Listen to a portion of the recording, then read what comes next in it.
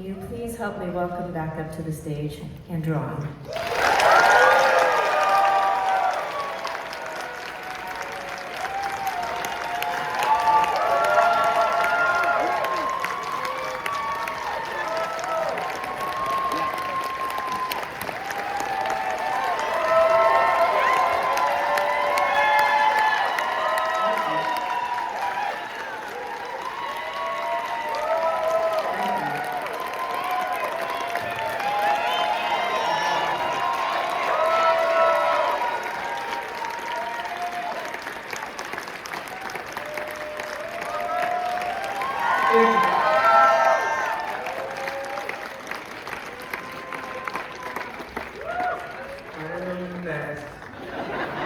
I like held it together pretty well, and then my boyfriend told me he loved me.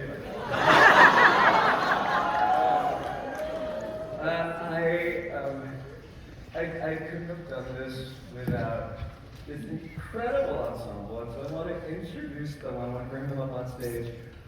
Bowen Yang.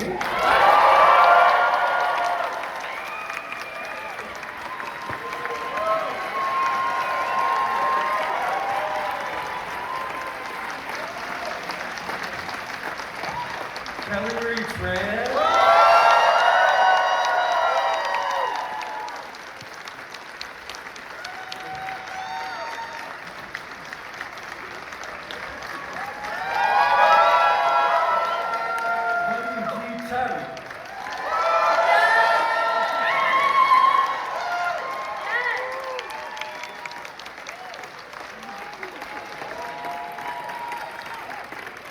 Joan.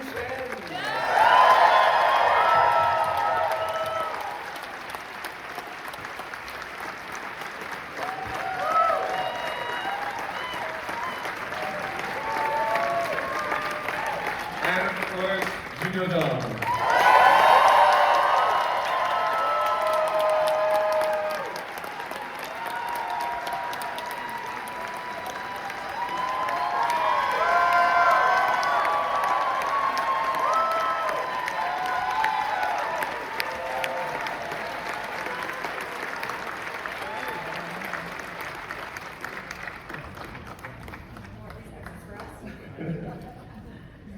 Can you continue? I think so.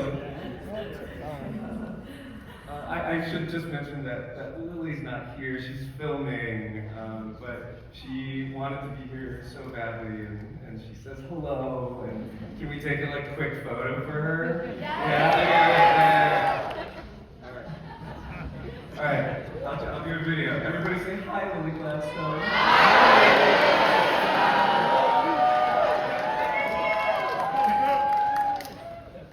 Thank you.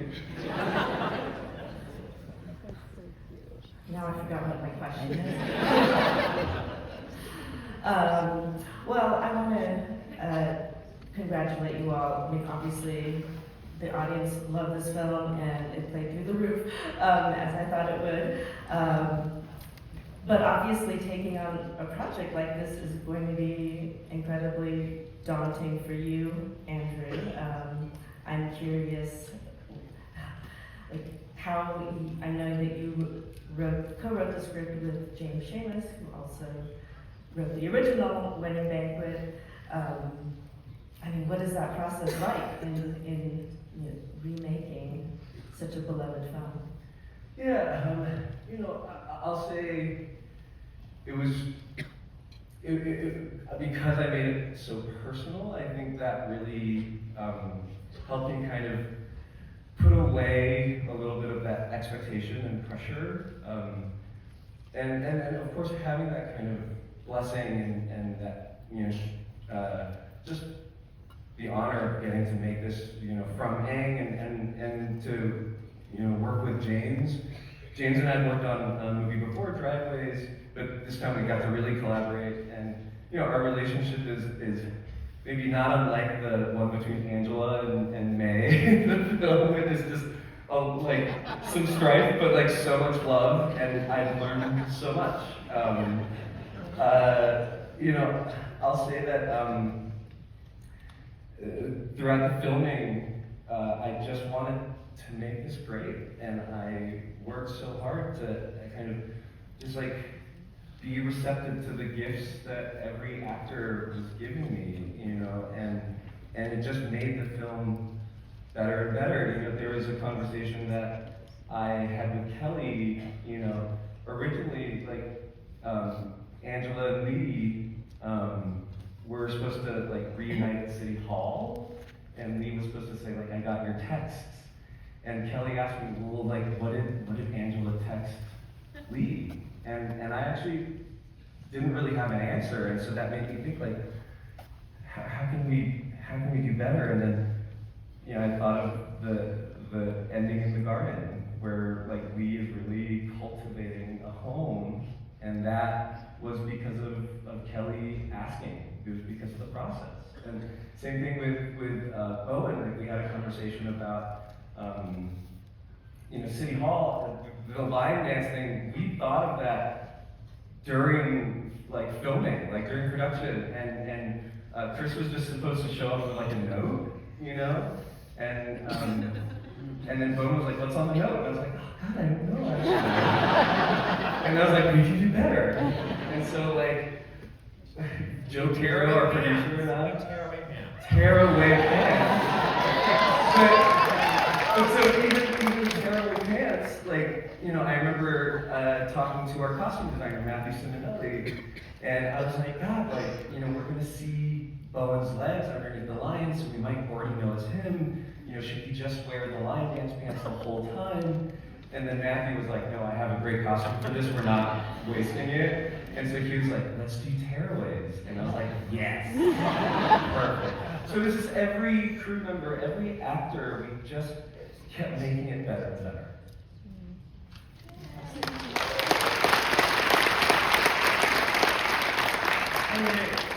You've assembled an incredible cast, and I would love, since they are here today, I would love to hear more from them about how they approach these characters and what drew them to this project. Bowen, you start. Sure. I really loved how balanced of a flavor profile this movie is. I feel like you really get everything, not like only genre-wise, but also in terms of these relationships. I feel like this is all a beautifully woven bridge between all these one-on-one dynamics. And you really do see, like, I have a scene with YJ, right? Like, you know, like, Angela has a scene with, like, has all these dynamics with men. It just goes all around, and just in that third act, you get like a big rom-com climax at City Hall, but then which is like very appealing to, I would say, like, I'm gonna say like a gay male audience. And then you get this like wordless scene in the garden between Lily and Kelly, and that's very appealing to a lesbian audience. like it's all perfectly balanced. This whole movie is so perfectly balanced, and I just working with Andrew before, I know that he leans on his department so beautifully. Like, in order to create that balance, he has to just distribute that creative decision making super evenly as well, and it was such an easy yes.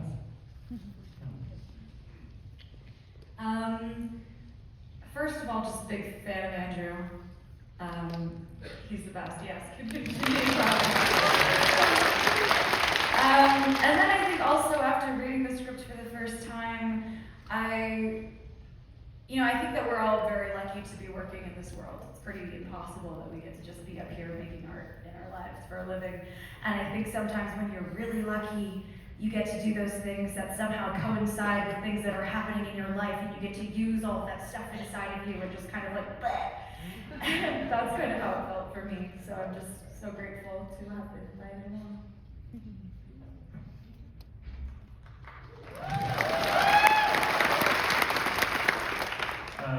First of all, I really thank Andrew for this because I actually had to audition this actually. So because it's the first time I'm filming in English. It's the first time I'm acting in English. First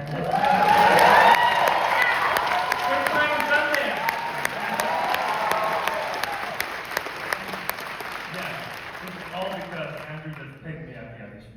So, so really thank you, Andrew, and like when I saw the casting list, you know, I thought it was a fake casting list because incredible cast. Like for example, like YJ in Korea is a legend. So it's already all for me. I think it's an interesting moment. The main character was first of all the Army original film, like in 1993. It was born before I was born. I was born in 1998, so I couldn't know what the film was. So the Wedding Banquet, for me, it's the Andrews and original for me. So the main character was we had a similarity between my life. That really caught my mind, even though it's an audition.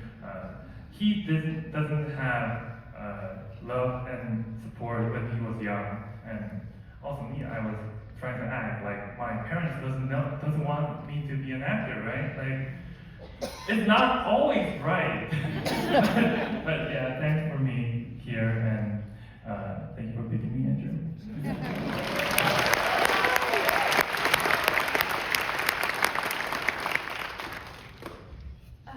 So for me, I really just fell in love with the script. And I think it was Chen who first sent me the script, and I read it, and I said, here, I am in. And then I, of course, have to convince Andrew. And he, and by that time I already know that Bowen is in it, Kelly is in it, YJ is in it. And I know it'll be a great ensemble cast with a great script.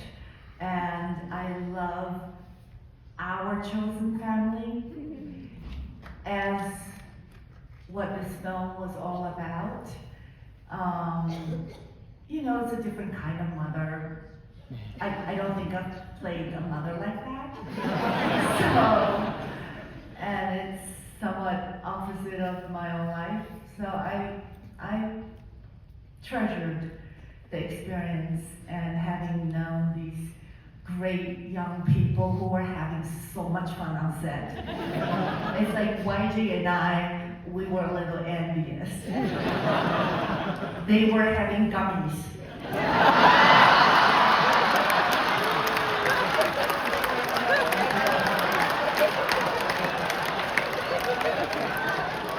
Blindsiding us because it did not happen. They were Haribo. They were Haribo packaged gummies. And because Joan heard us laugh, she assumed they were edible.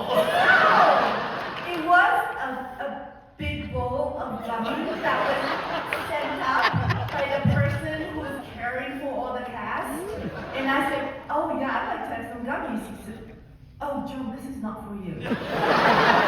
And he turned and walked their direction, and then I heard all these giggling, laughing, and okay, whatever that is.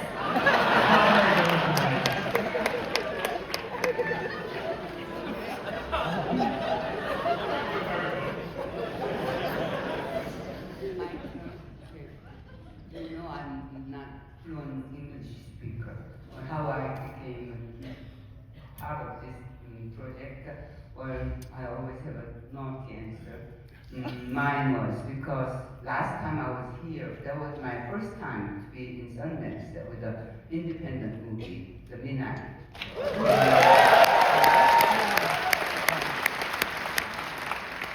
I suffered very much while we are filming, so I promised myself I'm not going to make any more independent movies.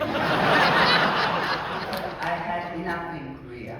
They kept saying I'm legend. Legend means I live long. I'm 78 years old now. So I experienced everything, up and down and everything. So, okay, I don't have to do American independent. No more. And then this script came through his friend. Then I talked to my son. son, I'll never do it again. No, I didn't even read the script. And I said, no, no, I'm not going to do that. Then my son, first son, who's living in New York, he said he's very fan of Joan and Andrew. He's following you, right? And he said, you should do it. So, what do you mean? Well, Bowen, no. Andrew has a nice project file and then everything, so okay.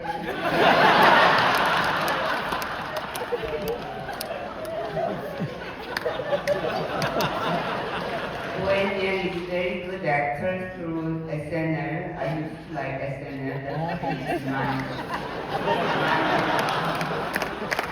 Okay, I will do it. Here I come. So nice.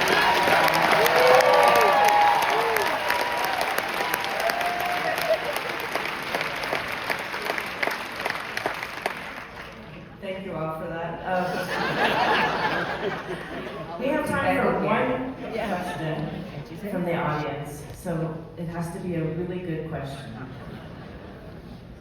Anybody, any takers?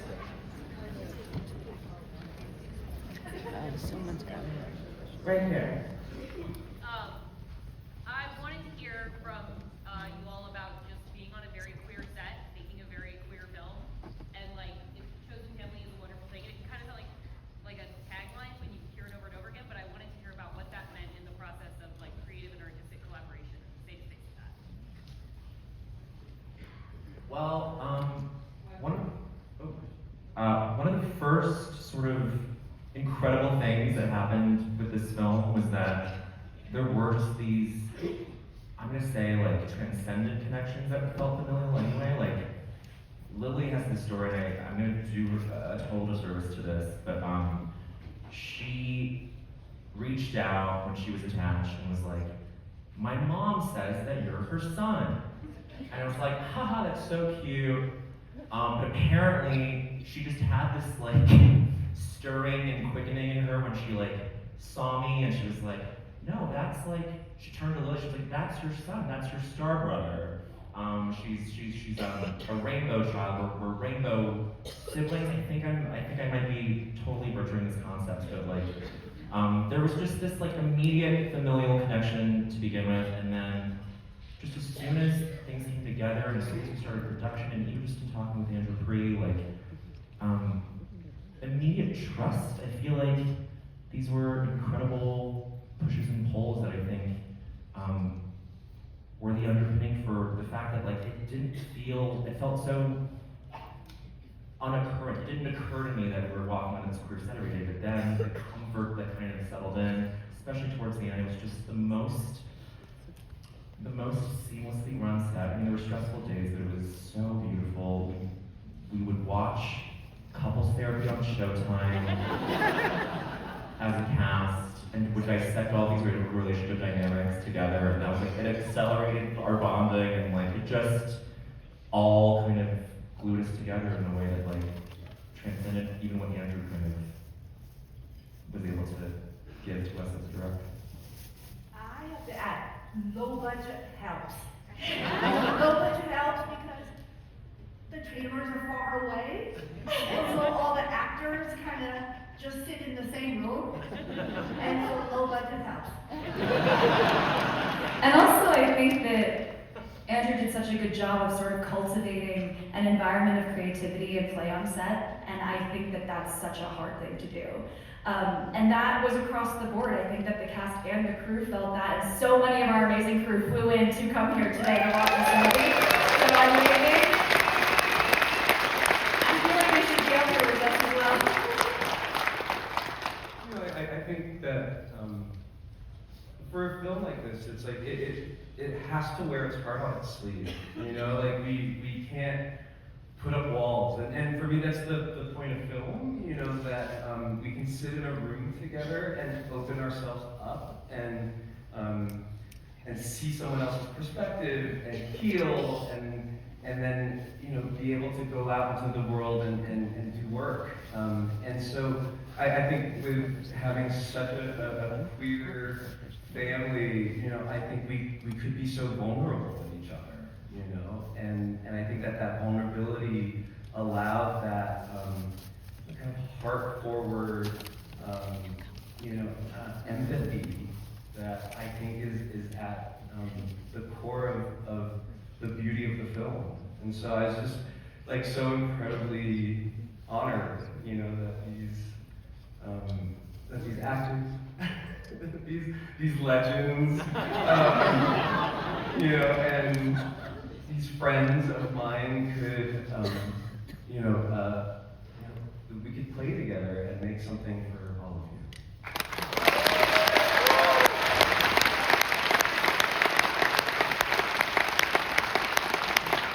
Thank you all so much for being here. Thank you for this film. We're so happy to have launched it at Sundance, and thank you all